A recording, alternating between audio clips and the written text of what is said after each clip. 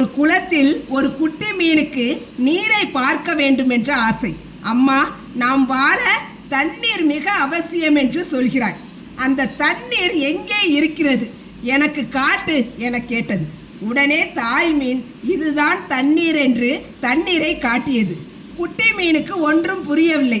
அம்மா, நீ தண்ணீரை காட்டு என மீண்டும் சொல்லியது. மீண்டும் தாய் மீன் தண்ணீரை காட்டியது. அப்போதும் குட்டி மீனுக்கு தண்ணீர் தெரியவில்லை. உடனே அது இந்த அம்மாவுக்கு ஒன்றுமே தெரியாது என சொல்லிக்கொண்டே அப்பா மீனிடம் இதே கேள்வியை கேட்டது.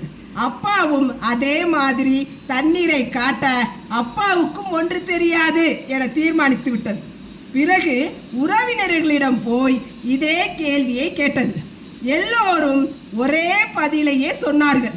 திருப்தி அடையாத மீன் யாருக்கும் ஒன்றும் தெரியாது என தீர்மானித்து இறுதியில் உருவத்தில் பெரிய திமிங்கலத்திடம் வந்து தண்ணீரை காட்டச் சொன்னது. உடனே திமிங்கலம் குட்டி மீனை தன் முதுகில் ஏறச் சொன்னது. குட்டி மீனும் முதுகில் ஏறியது. கரை நோக்கி சென்ற திமிங்கலம் குட்டி மீனை கரையில் எறிந்தது.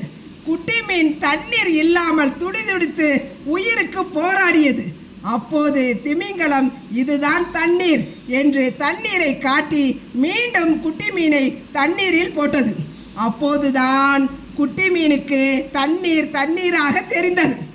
அதே போல்தான் பிரச்சனைகளுக்குரிய தீர்வை உள்ளே இருப்பதை மறந்து நாம் வெளியில் தேடிக்கொண்டு இருக்கிறோம்.